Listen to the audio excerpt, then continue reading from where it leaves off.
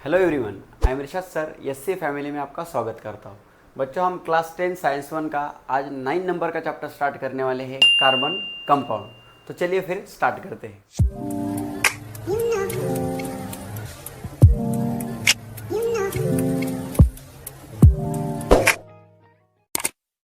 तो हम covalent bond में इलेक्ट्रॉन का शेयरिंग कैसा होता है यह हम समझने वाले हैं।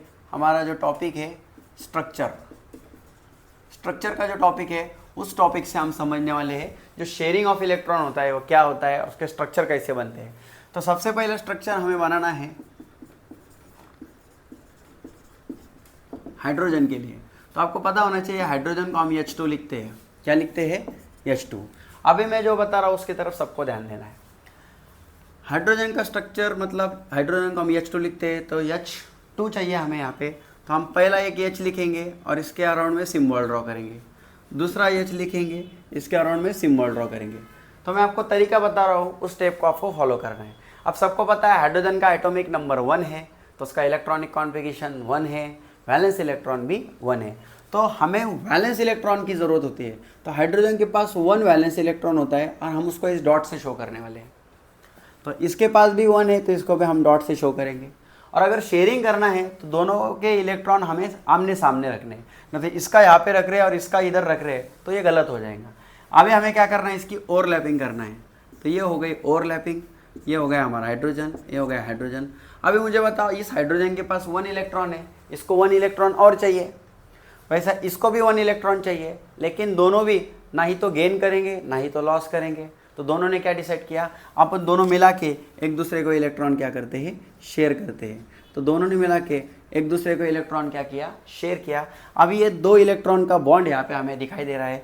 तो अब ये जो दो इलेक्ट्रॉन है, इस हाइड्रोजन के लिए भी है और इस हाइड्रोजन के लिए भी है, क्योंकि उनके पास क्या है, बॉन्ड है। तो दोनों के भी ऑक्टेट क्या यहाँ पे क्या हो चुके हैं, कंप्लीट हो चुके हैं। और ये जो स्ट्रक्चर है इसे हम कहते हैं इलेक्ट्रॉन डॉट स्ट्रक्चर। इसे क्या कहते हैं हम, इलेक्ट्रॉन डॉट स्ट्रक्चर।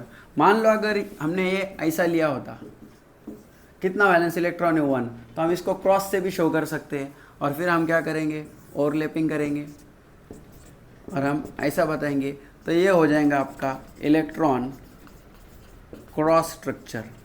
ये क्या हो जाएगा आपका, इलेक्ट्रॉन क्रॉस स्ट्रक्चर। और समटाइम्स एक डॉट और एक क्रॉस आप वैसा भी शो करते हैं। ज़्यादातर केस में आपको यही स्ट्रक्चर शो करना है, ठीक है। और आप मान लो अगर मैं ऐसा हाइड्रोजन लिखा, तो इसके पास 1 वैलेंस इलेक्ट्रॉन है, इसके पास भी 1 वैलेंस इलेक्ट्रॉन है। तो दोनों को पहला ऑक्टेट कंप्लीट करने के लिए 1 इलेक्ट्रॉन का नीड है। तो दोनों एक दूसरे के इलेक्ट्रॉन का क्या करेंगे, शेयरिंग करेंगे। तो इस स्ट्रक्चर को हम कहेंगे लाइन स्ट्रक्चर। कौन सा स्ट्रक्चर, लाइन स्ट्रक्चर।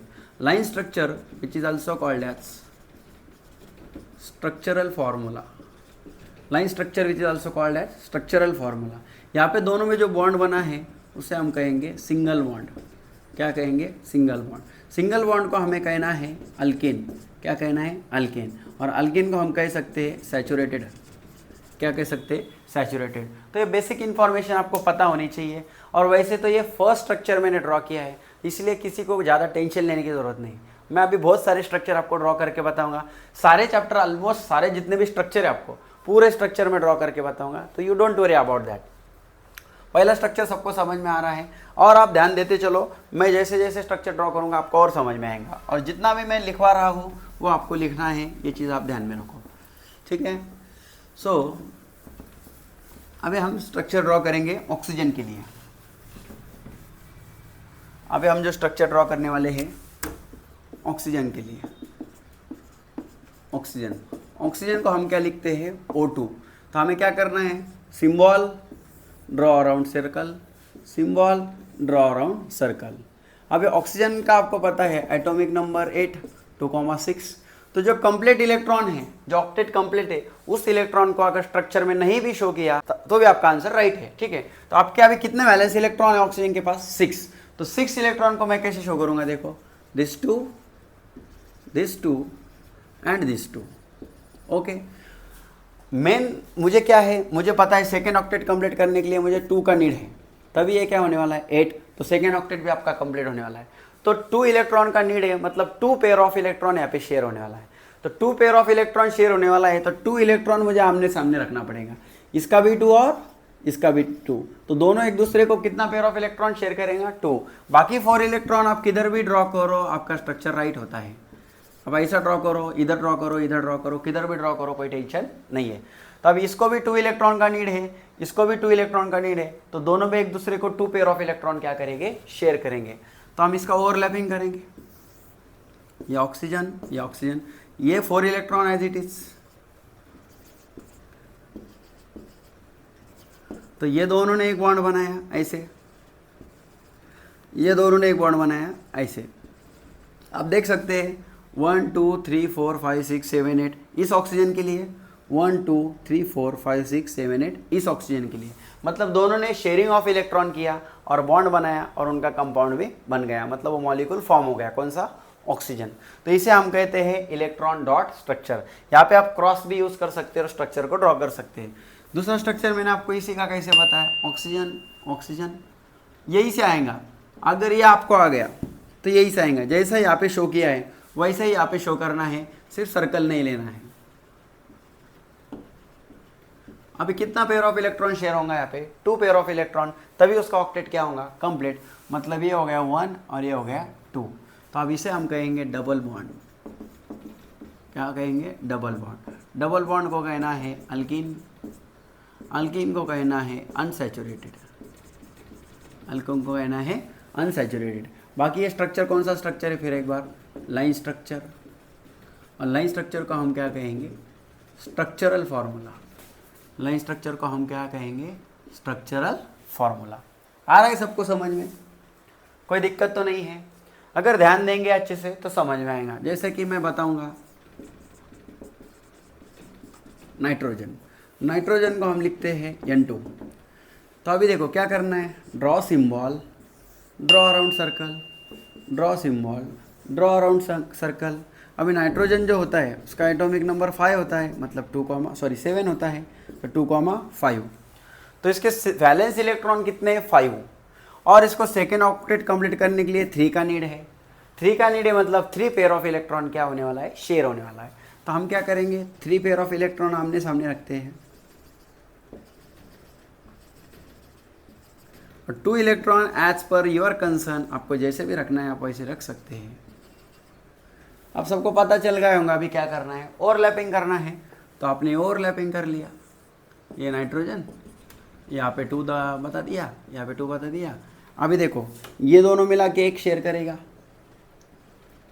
ये दोनों मिला के एक शेयर करेगा, और ये दोनों मिला के शेयर करेगा। तो ये हो गया 1 2 एंड 3। मतलब यहाँ पे आप देख सकते हैं, यहाँ पे देख सकते हैं आप, क्या देख सकते हैं, सबसे पहले तो ये इलेक्ट्रॉन डॉट स्ट्रक्चर है, और ये नीचे वाला हमारा लाइन स्ट्रक्चर है, जिसको हमने क्या नाम दिया, स्ट्रक्चरल फार्मूला।